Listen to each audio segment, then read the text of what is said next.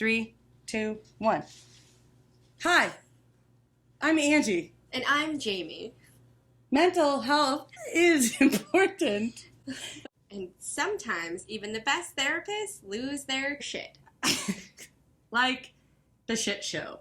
The Shrink show. You pronounced it wrong. Tune on in and listen to Angee's Shrink Show of a Life because I'm perfect. Listen to our podcast, okay? You'll like it. We're therapists. Coping skills.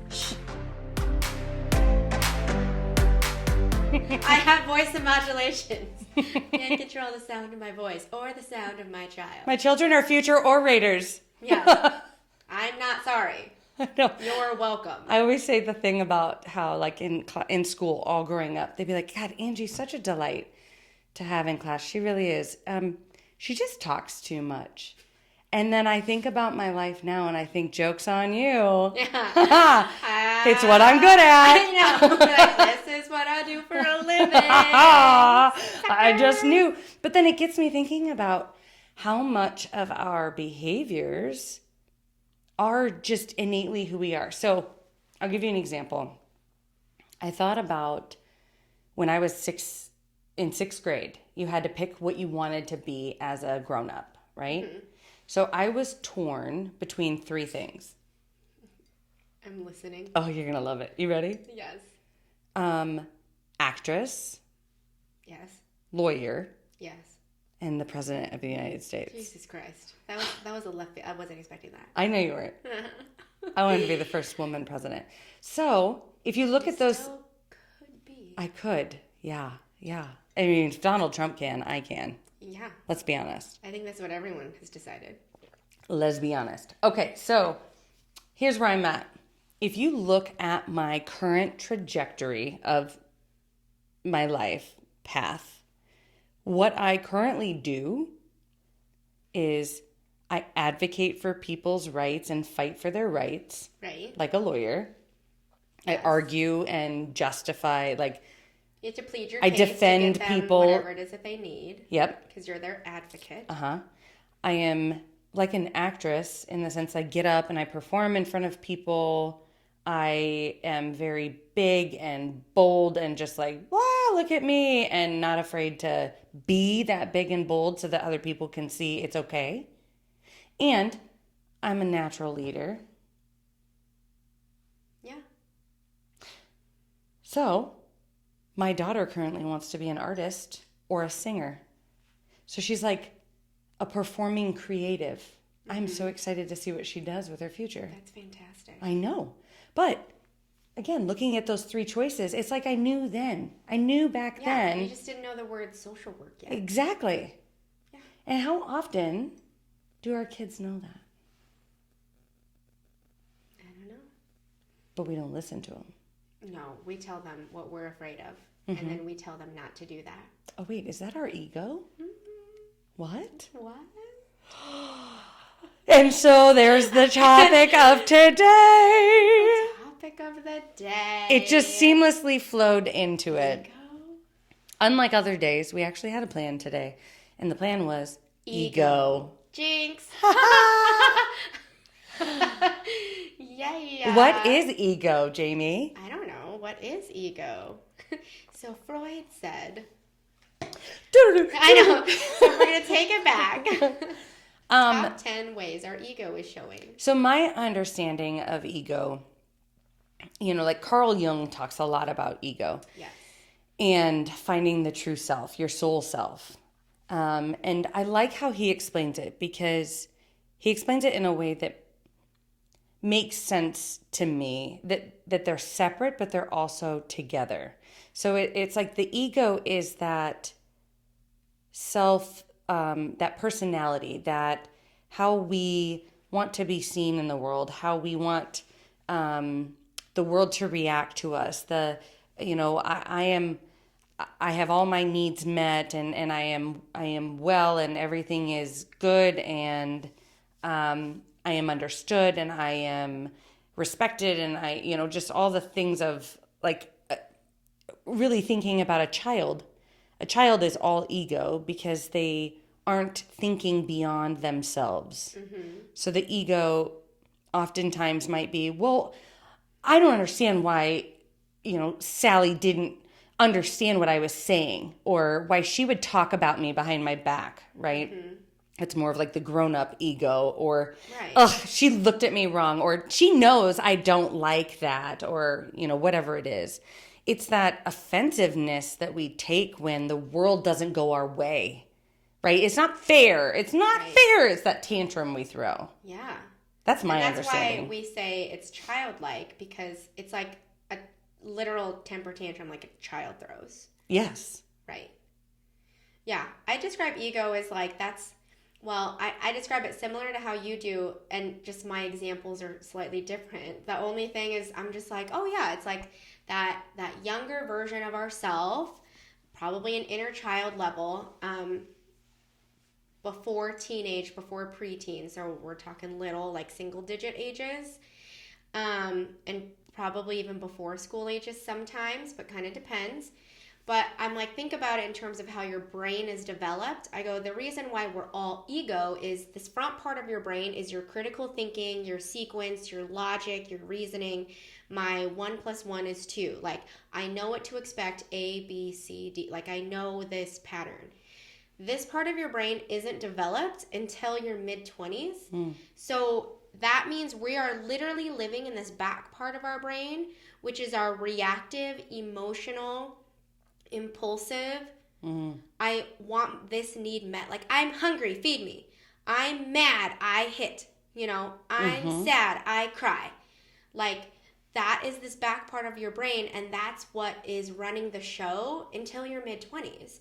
So I'm like, your ego is literally why your brain is developing this way. It's why it comes off as you're young and impulsive. You're throwing a temper tantrum. You can't calm down your emotions, because calming down means you have the logic and reasoning to say, wow, I'm acting out of hand. That's kind of crazy. Right. So that's why I'm like, oh, you're just in the back part of your brain right now. That's your ego. But then how much, though? So you had mentioned the single digits. Yes. And it immediately made my brain go to teenage years. Okay, so you have your single digits, which are, my 7-year-old literally started sobbing last night because my 11-year-old niece came over, and she lives with my mother-in-law, and my mother-in-law said she's too old for an Easter egg basket. So I made her an Easter egg basket because I just always have things, and I just gone and got clearance Easter stuff to save for next year, because that's the way you do it in my brain. I don't want to spend the real money. I want to spend the half off money. You know what I did? What? I texted Kurt and I go, so this is what I did for their Easter baskets, like getting ready. I got it ready. He was out of town, and so I texted him a picture. There's this thing on Facebook based on your neighborhood where you can get things for free, and so I got like this animal thing for my daughter, this animal like safari kit, and like just miniature figurines and a whole set, and then a Blippi thing for my son. Blippi. A little costume and toys, and then candy I bought from the store, but the toys that I got were for free, and like one of the toys I got like several months ago. Nice. And then the other one I was like, oh, I need to get a toy for them, so done, and I got that the week of. See, for me, that's too much work. My husband's like, of course you did it. And I go, it was free. Otherwise, I would have gotten them no toys and only candy. Oh. See, my Easter Bunny only gave candy. We never got toys growing up. I always get them. Easter Bunnies are in abundance around Black Friday and like the Christmas sales. No, but I cover the entire year. Like, I get it all on sale. And then I save it. So I literally just had to go in the attic and pick out something for each one of them. Yeah. And then it's nice. I've done that with the free Facebook thing. Oh. Like, we had a toy for I gotta figure out mine for like over a year. And my husband's like, it's been in our closet for a year. And I go, yeah. His birthday's not until January. It's fine. And I'm like, he'll live. Guess what? He'll be just as excited on his birthday if I gave it today. But he's getting it for his birthday because he's fine. Because he's getting it for his birthday. Yeah, it is a birthday gift. Yep. And that's all right. Sometimes I actually have to calm my own ego. Like, ooh, he's going to love this. Or, ooh, she's going to love this. I got to give it to him now. Yeah, I want the praise. Oh, yeah. And that is ego. Your ego? Is there ego when you get the positive reinforcement? It is. Oh, anyway, what I was saying about teenage years is, So my 7-year-old threw a big old fit, right? And she was like, it's not fair. And we always say, would it be fair if you got a second Easter basket? Yeah. You know, I know. of course, Duh. it's fair then. Right. Right? And how many people in our society are this mindset of it's not fair, it's not fair. Anyway, so then you go into teenage years, and it's like, as a parent, I'm trying to teach my children in their single digits that life isn't always fair. And it's okay that it's not fair, because there are lessons to be learned within everything. Right. And you don't need everything that you want. You need everything you need. And sometimes you don't even know what it is that you need. Right. Which is really the rules of the universe, in my opinion. There's so many things that I thought I wanted. If I got everything I fucking wanted, I mean, I would have really married the wrong person, and probably would be homeless and living on the streets. I'm not even going to go into why, but we'll just all go back and listen to Angie's story, that episode. Yeah, there we go. You just piece it together. But teenage years, then you're trying to figure out who you are. Right. So how do I figure out who I am? Right.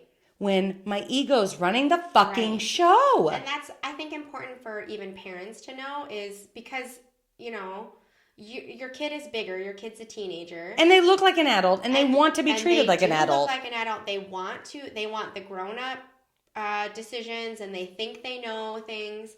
But you have to remember, developmentally, they do not know. And I think I notice, like, the extremes of, like, I think parents of teenagers either go to the extreme, like, they are still a small child, I have to, like, super coddle and control and not everything. allow anything, or the total other side of, nope, they'll figure it out, they're big enough, they're grown. And it's like, I agree they will figure it out. However, they're still, like, they don't have the logic or reasoning. They need you, the grown-up who has logic and reasoning, to literally say it out loud, because their brain does not say it out But loud. how many grown-ups truly do have logic and reasoning? That's me assuming you have worked through your ego shit and you're not projecting your issues onto your teenager. But then let's think about this. Okay, so I am ego, right? You've already shown scientifically I am not fully logical in my logical brain until in my 20s. Right. Yet, I am tasked societally and just internally in my teenage years to figure out who I am. Because society, we have to decide, who do you want to be? Right. What do you want to do? Where do you want to live? How do you want to be? How do you want to show up in the world? All these decisions. Right. And if you don't know that answer, well, you better figure it out. You know, there's so much pressure. Well, but then how do I figure out who I am outside of my ego? Right. Well, and that's why I think we have so many grown-ups who are showing their ego quite often, which those are the grown-ups that do throw temper tantrums, right? How many grown-ups get so angry that they yell and have a meltdown? You know, they yell or they hit or they throw things. Okay, I don't hit, right? But it's just that can be a place where some grown-ups go because they are like, oh, no one's listening, or I'm not getting my way, or oh my God, hurting my do you have cameras in my house? Yeah.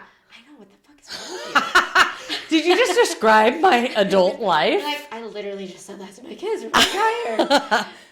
Actually, you know, it's funny that you say that, though, because I feel like that is something, the ego is something that I have had to work really, really, really, really hard within the past, like, 3 to 5 years at just suppressing. Well, not suppressing, like, just, I don't know, calming her tits, really, is the best way. Because she does not have my best interest always at heart. So I guess that leads to the question of, and maybe it's a work in progress, but what do you think or do or teach your, like, students at the school that you work at, things like that, or your own children? How do you work with the ego, or what do you think is the end goal? Like, is the end goal to get her to, like, sit the fuck down because the front part of your brain's in charge? You know, what's the end goal that we're going for with this ego? Okay, I like that question because I know the answer. Okay, Okay, everybody. All right. Strap on. Here it goes. It's coming. Here it goes. It's coming. It's coming. I like that question because I think for me, it's not about having her sit down and shut up, right? The ego for me is my gut reaction, that first like, ooh, I didn't like what that was. I didn't like how that made me feel. Ooh, I didn't like what you just said. Or, you're not listening to me. It's those feelings, those really intense feelings that you have that are like, this is uncomfortable. Yeah.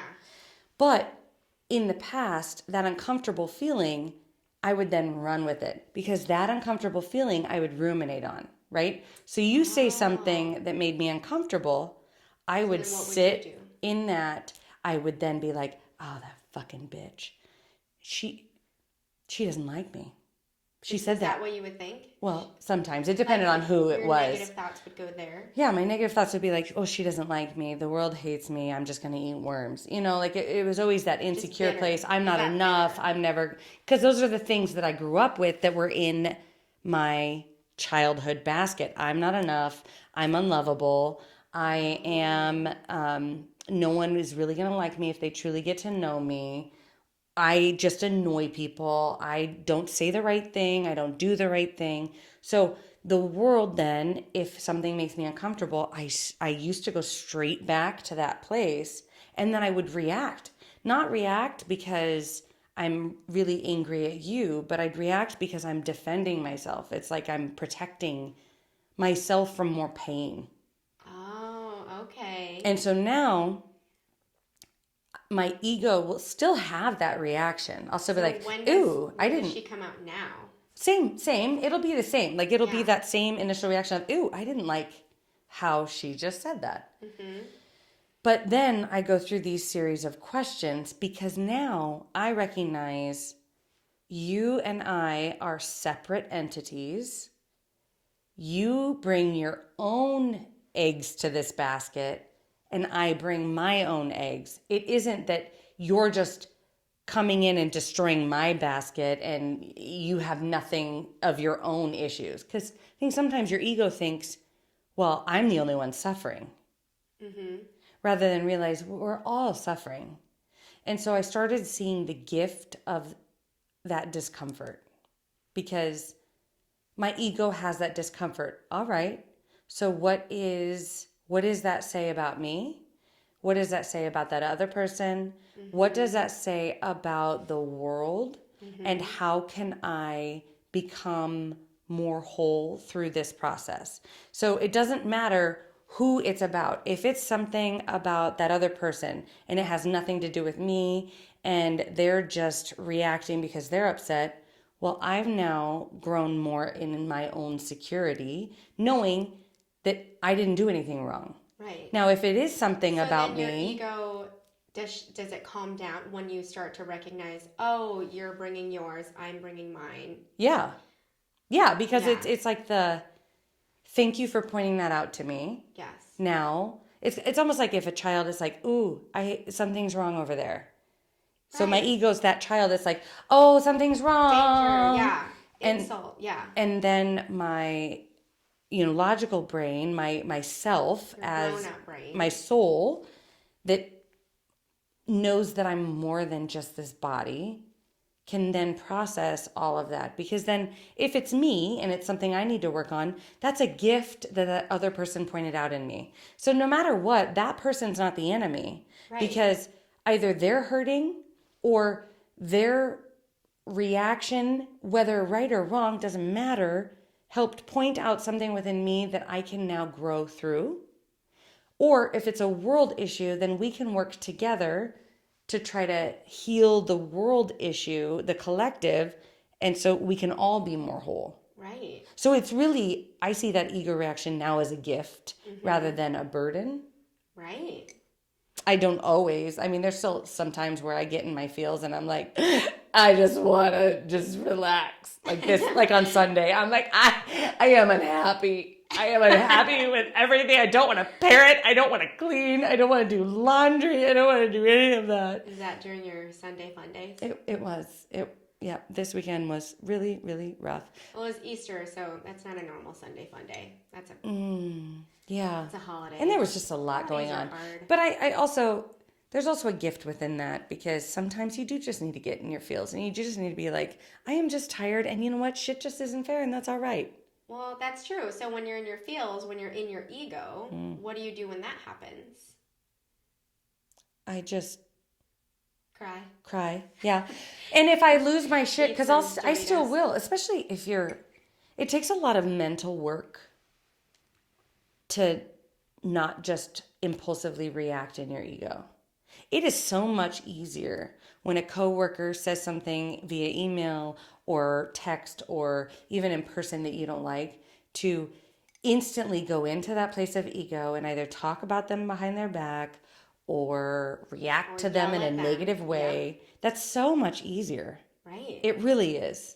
Because you don't have to self-reflect. Right. You're projecting your insecurities back at them. Ego requires no self-reflection. Right. That is, Because you took my toy, I'm going to front attack you. part of your brain. Self-reflection means I am laying out the pieces of this fucked up mess and I'm piecing it together in a way that makes sense.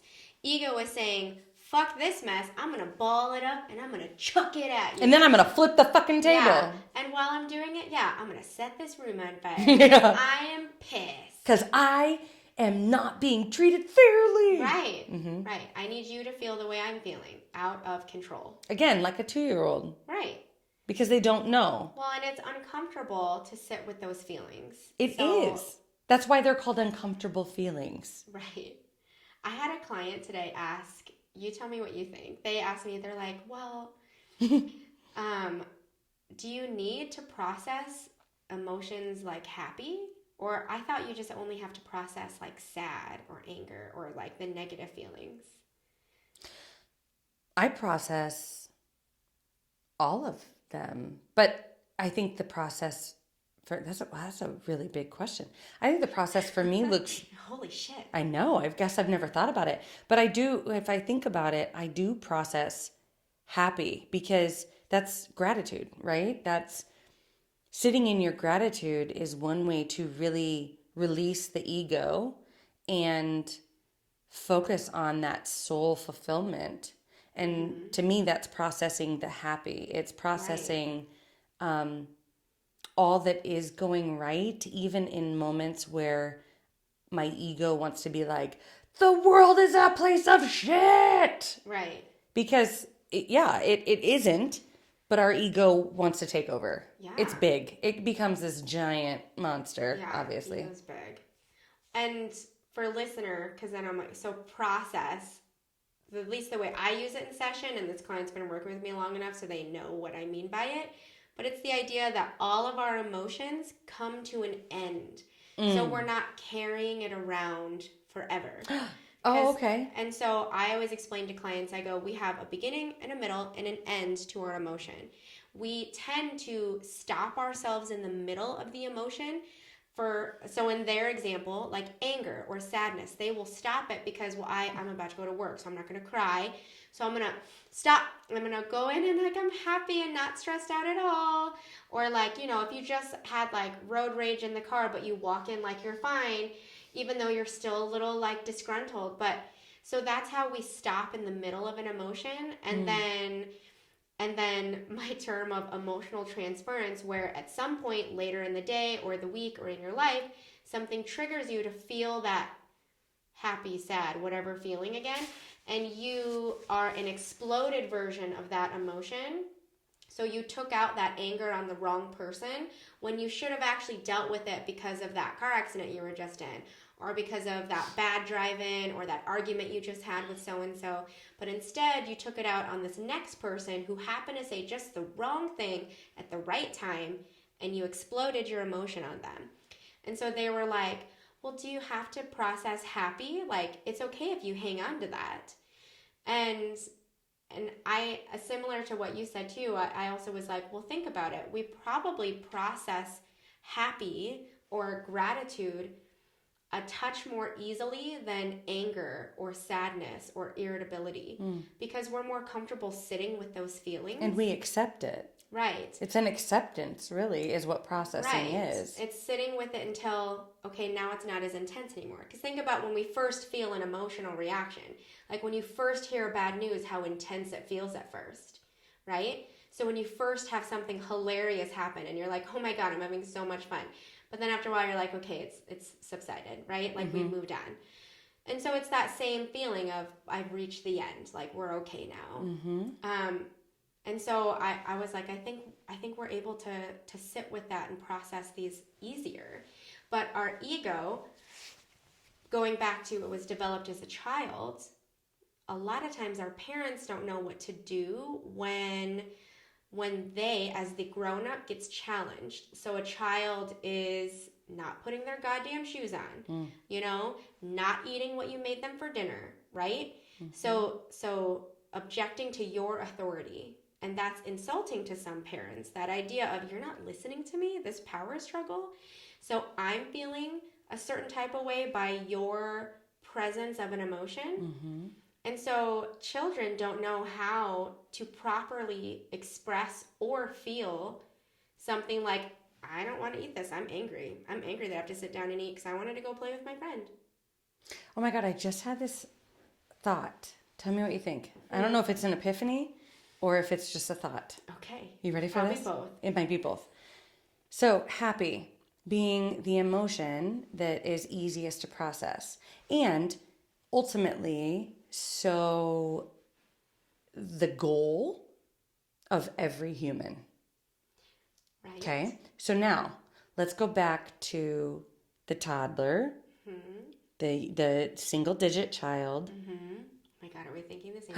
If their goal is happy, yes, you putting broccoli in front of me, motherfucker, that doesn't make me happy. Why are you trying to make me unhappy? Right. And so it becomes this like almost this obstinance against anything that is different than happy, because happy feels good. Happy feels safe. Happy feels... Happy is what we get praised for. Yes. I think, how often have you heard or said, because I know I've even said this, you have such a happy baby. Oh, your baby's just so calm and happy. Oh, see, I'm more so calm. Like I comment on, like I just said this to my neighbor the other day. I said, your baby is so quiet. But they, like my babies talk so much. Yeah, but usually you'll just be like, oh, that's a happy baby. But what if, like... If it's a fussy baby, they're an asshole. My epiphany is like, God damn, what if, like, your child is expressing their needs and you are a responsive parent? I'm going to fucking start saying that. I'm going to be like, yeah, girl. Look at how responsive you are. Look at you responding to your baby's needs, and they're feeling so loved and safe. To express their emotions. Oh my gosh. I'm going to start saying that. Also, parents who have very happy babies who are very calm and content, don't think that means that you're not allowing them to express their emotions. I just guarantee you that child is still having a meltdown at some point in their lives. Yeah, they will. It's just one of those, like, you see them right after a feeding, so of course they're fucking happy. You know, you've got them right after a nap, of course they're happy. Because usually, like, holidays and, like, birthday parties and events, we see babies at their prime. We're not seeing them at their witching hour, because my kid's witching hour was always 9 p.m. to 11 p.m. on the dot. And I was like, this baby is not making me happy. I love you so much, baby. And so, but it's is that the key? Is that the key? I don't know if it's the key, but it's more just reminding the ego of maybe the disgruntled, tired parent that just wants the baby to be happy. No, I mean, is that the key to helping our children release ego? Is by praising how they handle uncomfortable moments. I get what you're saying. Like, well, that's how look at you. That made you really sad. And you felt all of those feelings in a big way. And you came to me. I say that to Mira. Shut the fuck up. Why? You're such a bitch. Because I'm a therapist and I've worked. I'm a therapist too. I'm scared. Every client, I'm like, oh my God, I'm looking at my kid.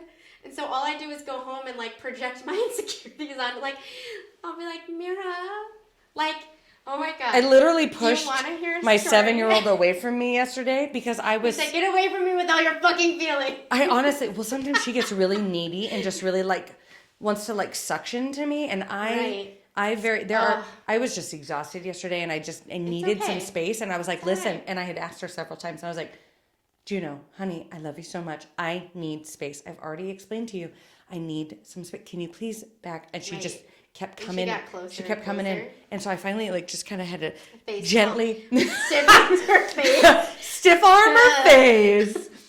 And I had to gently push her away and be like, go find something to do. Like, oh my gosh. Get out at least 17 feet away from me. I'm teaching my children boundaries. Oh my God. No, and okay, so for all the parents who aren't fucking Jamie, I do that all the time. let me just go ahead and say that maybe the key to releasing that ego is praising those big reactions. Like I have found in my life, because I'm somebody who yells or unloads in a very big way.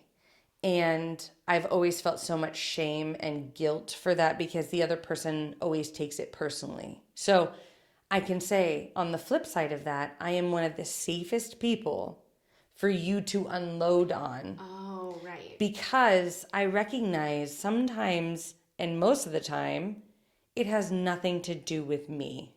Right. It has everything to do with you, and maybe you've had a rough week or whatever. And so I don't mind being that human punching bag. Right. Because I'm not going to take it personally, and that it's okay that you're saying all that. I'm not going to have you have shame and guilt, and you get that release. Right. And then we can talk about maybe a healthier way to do it that I'm still learning. Sure. But everyone is. I think it's a lifelong journey of ego. Even though I might be coaching my kids this way, they're still going to struggle with it themselves, and whatever other fucked up ways I'm messing them up. And so, but I think because you're making them too therapeutic.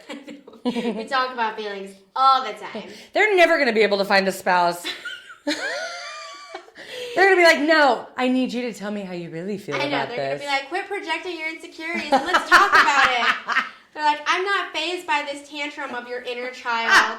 Now put your fucking shoes on. If my mom taught me anything, it's how to put your fucking shoes on in a timely fucking manner. Perhaps we stomped like an elephant, but then she got real pissed when we didn't stomp fast enough. Now hurry up, donut day is happening. It was donut day today. Today was donut day? Every Wednesday is donut day. Yes, you're right. I was thinking National Donut Day. No, that's in June.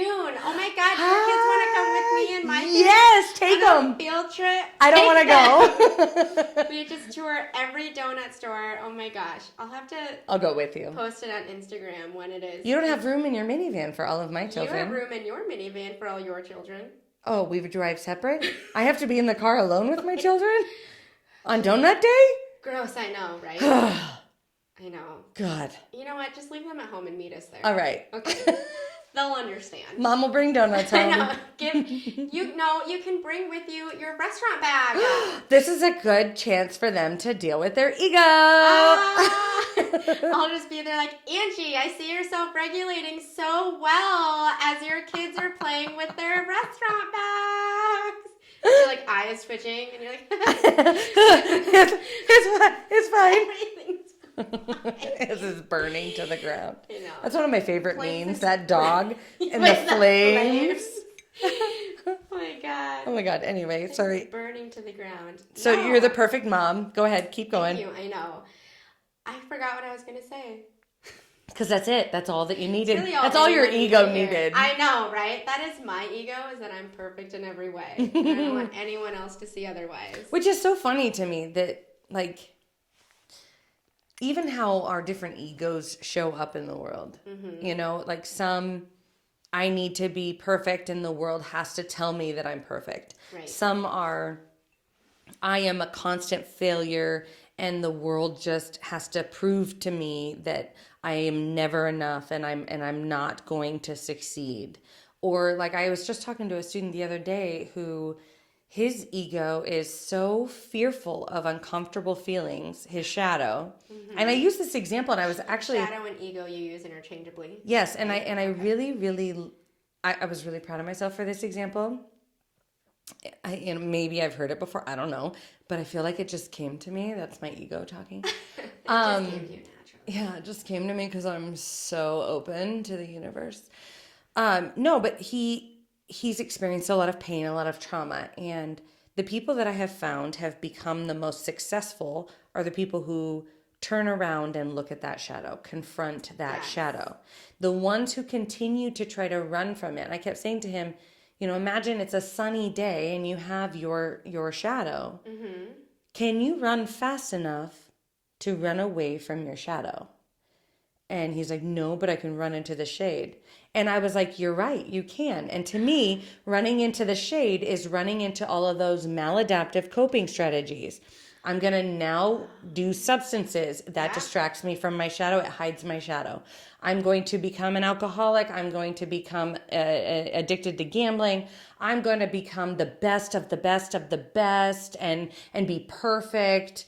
Whatever it is. Stay so stuck in your ego that you can't see anything. That you can't see your shadow and numb yourself enough with whether it's success or failure, it doesn't matter. You numb yourself enough that you no longer see your shadow. Right. Because it can hide, but it doesn't ever go away. And he goes, well, I could jump in water. Okay, you can jump in water, but that's still, I know. Are you self-reflecting? I was like, clever little thing.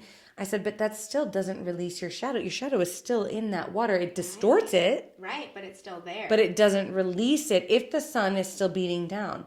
And our whole point in life is happiness, right? Which is the light. Yeah. The light. Yeah. If you think of the light as happiness, you cannot be in your happiness and your contentment without your discomfort, without that shadow. Mm-hmm.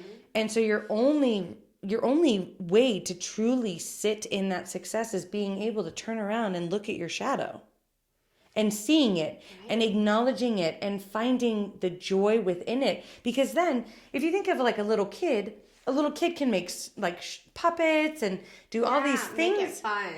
With their shadow.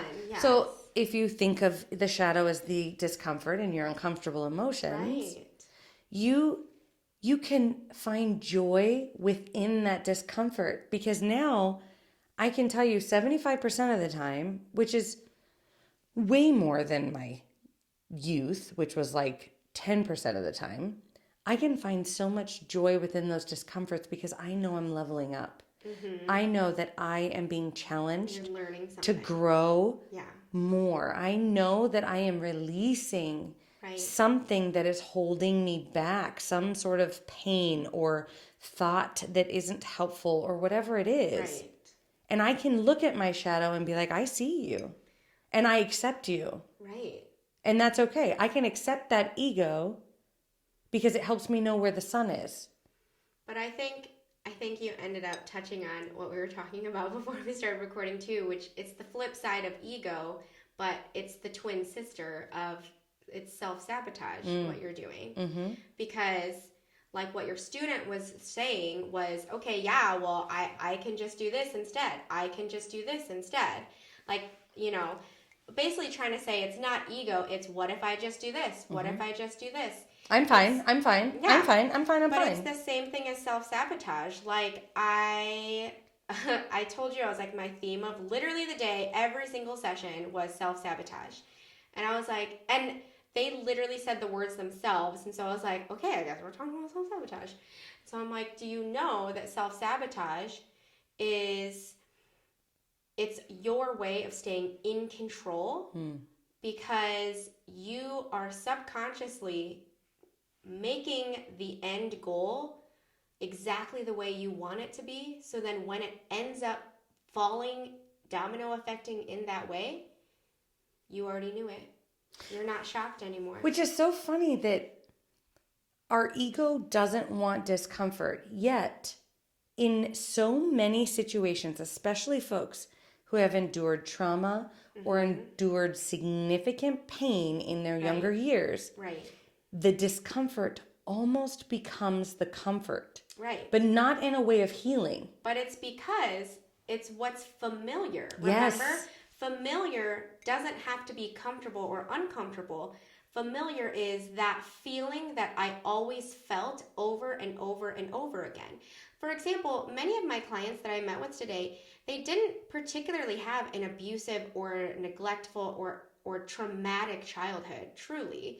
But it was like repeated experiences as children of like feeling like if they were like picked on at school, if their parents, you know, if they said or did things like, oh my gosh, I'm so excited I did this at school, look it, and their parents would be like, oh, that, like, whatever, like they were busy, they weren't interested, they made them feel like they didn't matter, or they just weren't impressed. And so it would be repeated experiences of feeling like I wanted you to be super proud and excited with me, and I was met with, okay, whatever, but repeatedly, over and over and over again.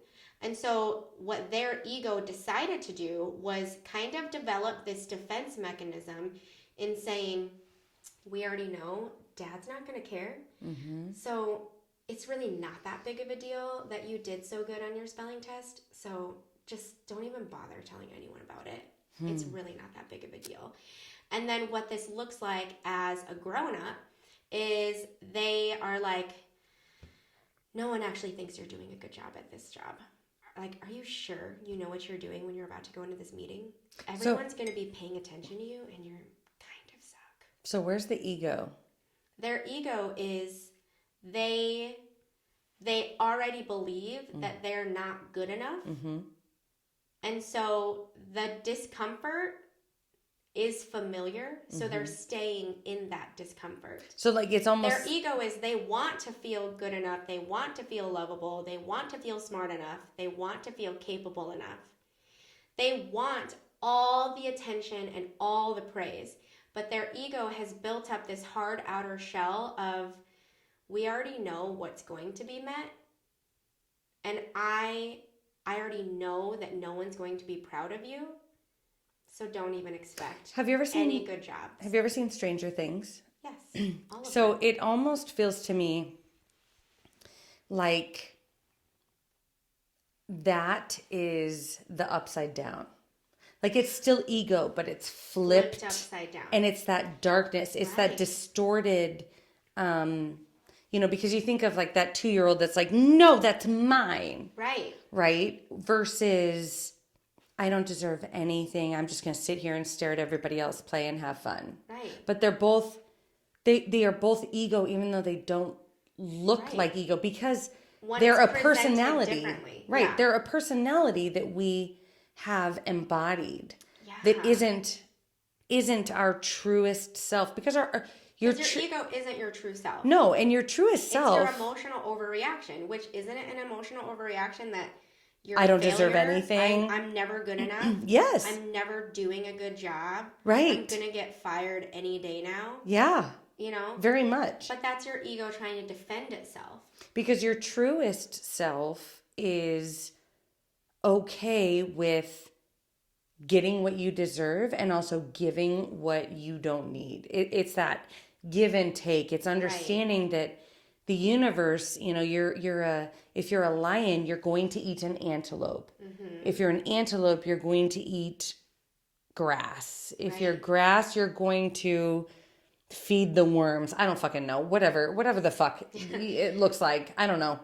I'm just... The Lion King, Circle of Life. If you're a bird, you're going to eat the worms, and then you're going to, be Mufasa's best friend. What's the bird's name? Zazu. I almost said Iago. Wrong Disney movie. Yeah. No, but there is that circle of life, and there is something about nature that is somehow they are all just instinctual, but not ego. Right. Like they just trust they don't have to hoard. A bird doesn't hoard worms in a refrigerator and go buy all the toilet paper at Costco because, God forbid, there's going to be a toilet paper shortage. A bird just wakes up and is like, fuck, I got to feed my kids. Do you remember when we had the frigid cold day, like it was dangerous to go outside days? When it was negative, fucking 45? Like the negative 50, but then the feels was negative 1,000. Yeah. I remember that day. I was looking We threw outside. water outside. Yeah, we always do that. But I was looking outside and all the windows, and all the birds were like just flopping around. And I turned to Kurt, my husband, and I'm like, what do you think those birds are thinking? Like right now in this frigid cold, like, they're tiny. Open your garage, bitch. And Kurt just goes, they're probably just thinking, I'm just flapping to stay alive. Glenn, look alive. We're just staying alive today. Just keep moving. Bob, you're going a little slow. Like, Bob, don't let the cold get you. We're just flapping to stay alive. And so I don't know why, but narrating. Come on, Curtis. I know. Get it together. Narrating what the birds were saying was the funniest thing I've ever heard in my life. Which is, we're just trying to stay alive today. Everybody just flap. That's a really good way to find joy in those harsh moments, which is really, again, that gratitude. It's that happy. Just trying to stay alive. Keep moving, Bob. Come on, Carl. Fuck. Come on. Just trying to keep the blood flowing. No, but the wilderness and the wild population just has an understanding of this, and also understands the balance. The need for discomfort. One of the things, and I apologize if I have talked about this before. I apologize, but I don't apologize. Deal with it. Whatever. Whoa. But I know. Was that your ego? It was. No, I had a good friend of mine compare me to Pele, the volcano mountain in Hawaii, the volcano goddess, right? Mm-hmm. And I was like, at first, my ego was like, ew, what? I'm not a volcano. I'm calm as a cucumber. Don't call me a volcano. I'm not. Because what was that bringing up within your ego? What was your ego feeling? My ego was like, well, no, I don't violently erupt and destroy everything in my path, because that's what a volcano does. It ruins everything in its path. And you didn't want to be known as ruining everything. A ruinous person. Ruiner, yeah. I just heard that word on a show, ruinous. They kept saying, you are ruinous. Ruinous. And it really hit me, because I felt like that for a lot of my lifetime, because I am ruinous. Mm-hmm. I am a disruptor. I somehow permeate personally into people like a goddamn worm.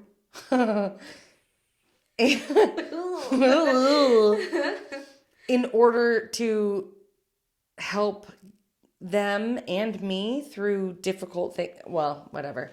Anyhow, so she said this about Pele. Right.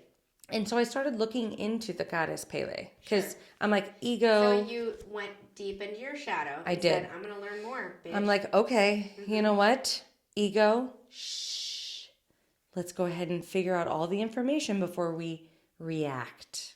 Oh, because what would have your ego done if we were all ego? I would have been like, okay, fuck you.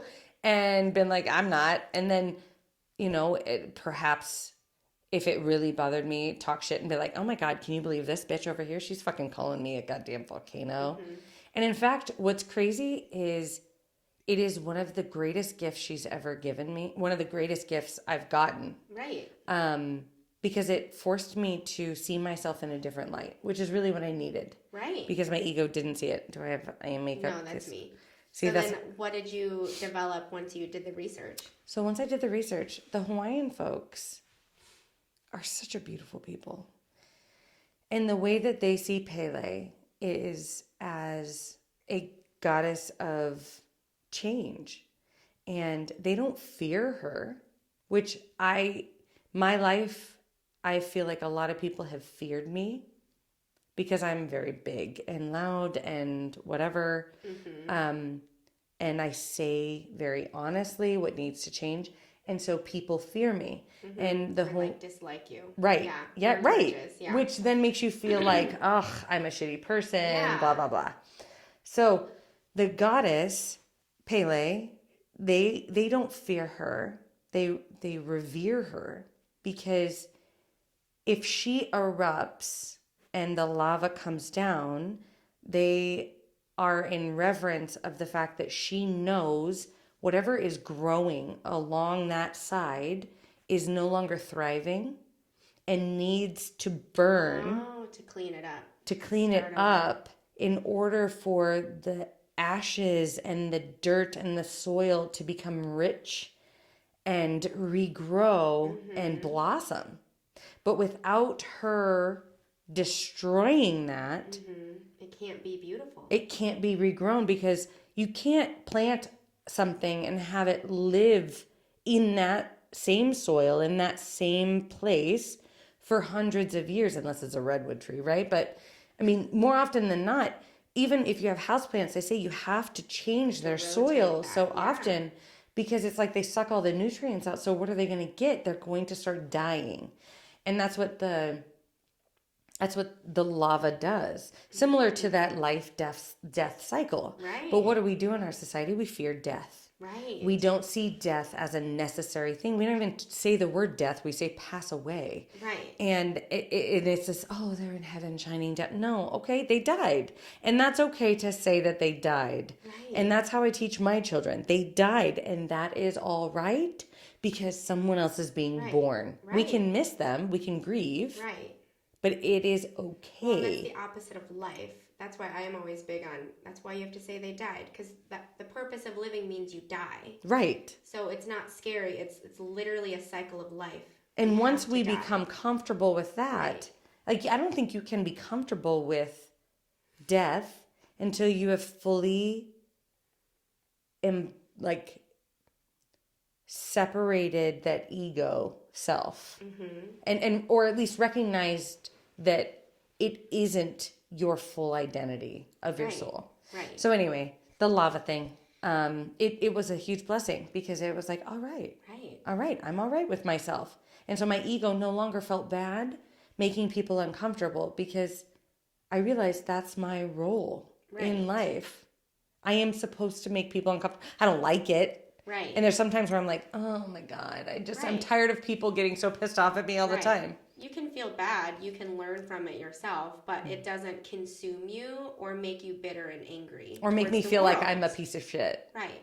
So then what do you think we can leave listener with in terms of what do they need to do with all of this? You know, whether they're a self-sabotager, whether they are just plain ego, whether their ego does get triggered by life, their kids, work, someone cutting them off. So I think asking yourself those 3 questions that I ask myself, whenever something brings up a big emotion or like a discomforting emotion, anything that's like, ew, like, fuck off, anything that makes me want to react in some sort of major way, I ask myself, okay, is this something within them and has nothing to do with me? Or is this something within me that I need to grow and move beyond? It could be both of those, and it could be all 3, because the third question is, or is this something that we can connect upon societally and be like, yes, this is a societal injustice. How can we work together, not against one another? Like, I can say racism is a great example of, I'm not going to like if you assume that I'm just this white bitch and I don't want to be that, right? And I'm not going to assume that just because you aren't white that there's an issue. Together, we can work together and realize this is a societal thing that needs to be worked through and taught and, I don't know, recognized, whatever. I mean, we recognize it now, but I'm not finding the right words. But those 3 questions, is this within them and has nothing to do with me? Because there's sometimes, again, like my students are a perfect example. They're going to freak out and start yelling at me. Yeah. Or I've used the example of at Children's Hospital, I had a mom who had a child pass away, and she just literally unloaded all of that pain on me, because in that moment I represented every white person, every doctor, every caseworker, every person that prevented her from being the mom she wanted to be. Right. And I knew it had nothing to do with me. Right. But you didn't take it personal. How often do we take it personal, and then we no longer are able to hold the space necessary for that person to heal and find comfort. Right. And then again, recognizing within yourself, it's that introspection that so often we're afraid of, but that introspection of, why did that make me feel a certain type of way? What, and exploring that question, whether it's through journaling or talking with a friend, and figuring out where it comes from. It might not be the place that you think it comes from. Like your example with your, dad didn't want to listen to he was too busy with work and didn't praise me when I told him I got a good spelling test. Right. It might have had nothing to do with dad. He might have just been working his ass off trying to pay for everything in the household, because you wanted your ego wanted all the fucking toys, Right. And the questions I ask similar is, I always ask, what is the feeling that I'm feeling? Like, what's the initial reaction that I'm feeling? Identifying it. Good idea. Sometimes it is hard to identify if you're not used to talking about emotions, if you didn't grow up with that in your household. So if that's difficult, then just notice where you feel it the most in your body. So for me personally, a lot of my triggers, I feel like right in my chest, but like deep and heavy, like I got punched. Or like an elephant is sitting on my chest. Or like right in my gut, like I kind of want to throw up, but I also could like just yell. Like I don't know what pain I'm in, but there's something. Oh my God, I feel like it's just heavy. And so once you can at least identify the emotion or give yourself permission to feel what you're feeling, ask yourself, how old does this feeling feel? Like, does it feel like your most present current age at this very second? Or I remember feeling this at 7, that one time, and this is where you have to go with it. Sometimes that one time, that memory at that young age has nothing to do with the trigger. It doesn't matter. But that's what's key is, what was the age? Perhaps what was the memory associated with? You might not have a memory. You might just be like, I feel like I felt this. Some people say their whole life. Some people can pick out an age or an age range. But then I always say, picture yourself at that age. Let's say you aren't sure, but you're like, I don't know, elementary school. So then I'm like, okay, go in the middle of elementary school, 3rd grade. Picture yourself at 3rd grade right in front of you, your grown-up self. Using your imagination, just for kicks, imagine that little 3rd grader you is standing in front of you, and they feel exactly how you feel right now. That gut punch, that chest heaviness. What would you say to that little 3rd grader? Would you be like, oh, I'm so sad that you feel sad too. Do you want a hug? Or do you say, oh, sometimes you don't know what that 3rd grader wants to hear, and you can just say, I feel that way too. I'm just suck it up, bitch. Here with you. I'm just kidding. Right? But just, I think acknowledging that feeling that little one feels, just so you're like, I get it. It feels really tough. Because sometimes when you can visualize that little you and give that younger version of you that love and exactly what they wanted to hear but they never got, usually just that visualization can at least take you from like a 10 to a 9. Can at least knock you down a notch. It's so funny because your example focuses on that, where it came from, which I think is so the mindset of so many people. And as you're talking, I realize my example, I feel like focuses more on where am I going, which is always. I think they're both needed. They are both needed. Because yours, I do that too. I think I do that too, and they in different ways. And they both mingle and coexist. But it's depending on, are you goal oriented? Right. Or like for me, it's who do I want to be? How do I want to show up in the world? Right. I am unhappy with how I present with this, or this.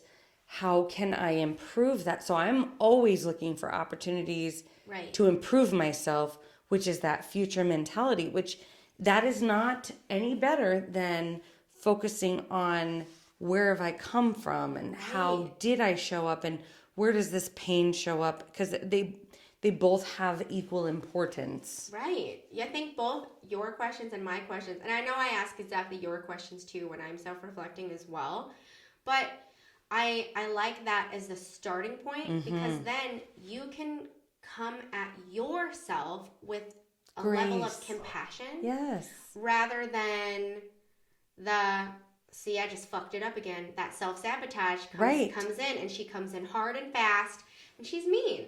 And so it's a way to just come at it with compassion of, you know what? It's hard for a third grader to feel this feeling I'm feeling right now as a grown-up is making me uncomfortable. Right. Her friend's being mean and she's bullying her, and that doesn't make sense to her. Yeah. So if you could imagine just having a bit of compassion towards your younger self, you will feel better too, your grown-up version. And it's kind of like, if I could do that, so like, if my ego comes out with my kiddos, for example, like they're not putting on their goddamn shoes because I want to leave the house in a timely manner, right? Because I want things to go my way. And if things aren't going according to my plan, then I'm a failure. I'm not doing this right. I'm late to school and the parents will judge me or the teacher will judge me. All the things. I have to think of, what age does this feeling of I'm being judged, I'm not good enough, I'm running late again, my kid is making me look bad, like that feeling, how old does that feel, right? And then if I can calm down that younger version of me, I don't have to yell at my younger children for not fulfilling my needs. I can just calm down myself by talking to my inner child and saying, you know what, it's kind of hard. You're having a hard day today. You must be so frustrated. Let me just give you a hug. Let's take a breath together. And like, today's just going to be a hard day.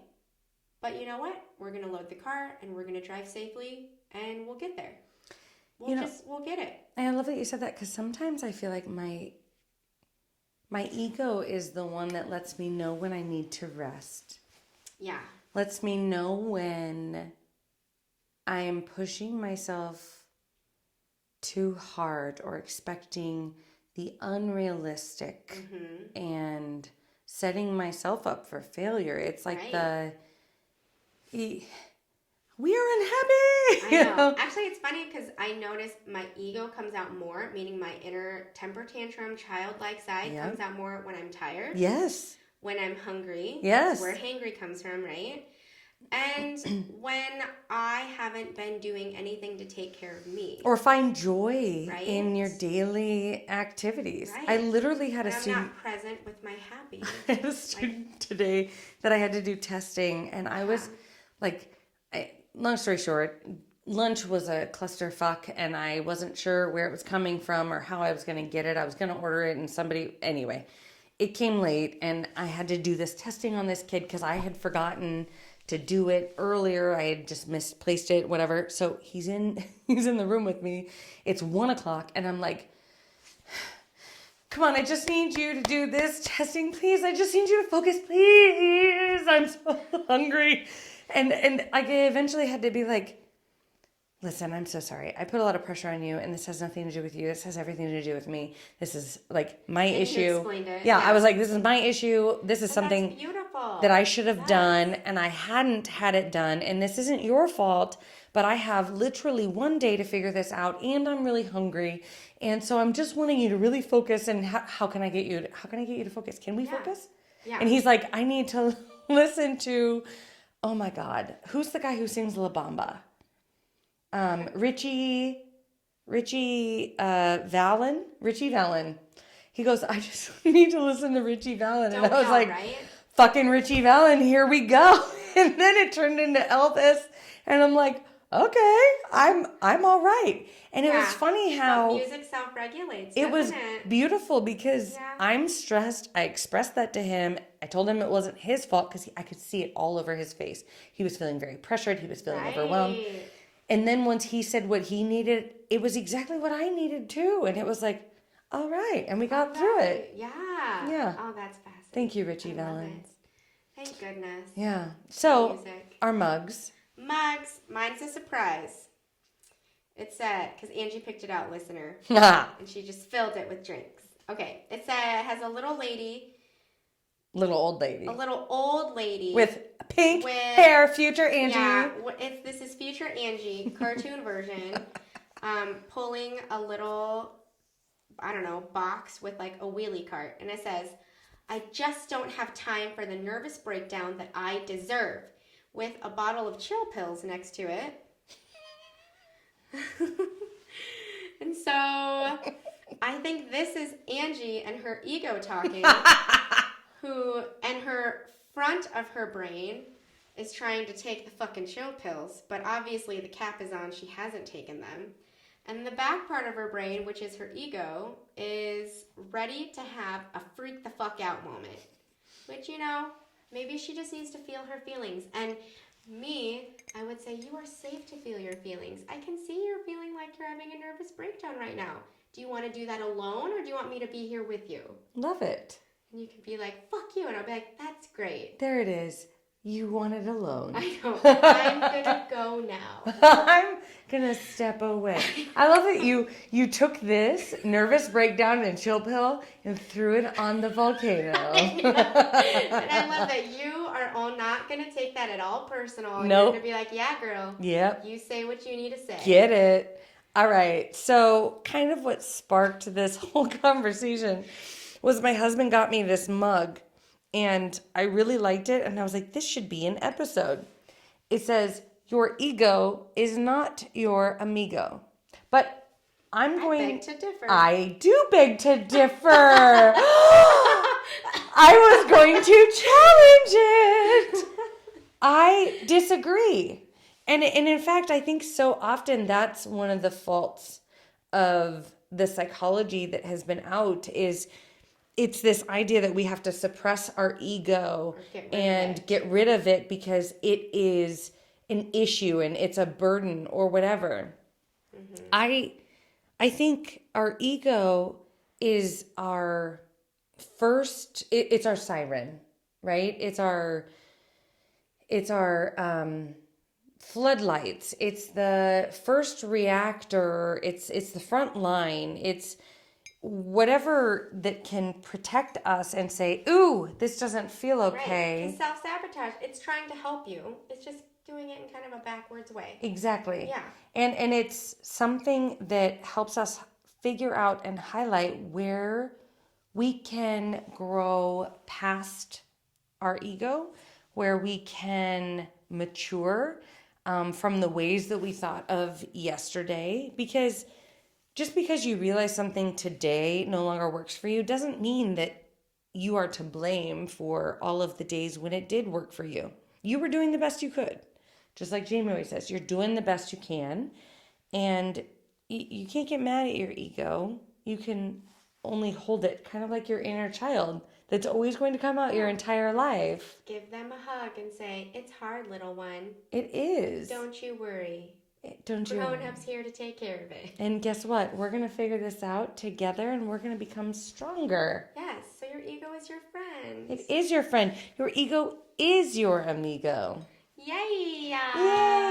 Oh, also, just waiting for my billions because we're sharing coasters now? Well, here's where I'm at. My ego is waiting for my billions. Okay, well, my ego is vulva. That's what my coaster says. That feels right. That feels right. Yes. Yeah. Vulva. Okay, we love you so much, guys. Thank you. Like, rate, subscribe. We're here every Wednesday. Bye.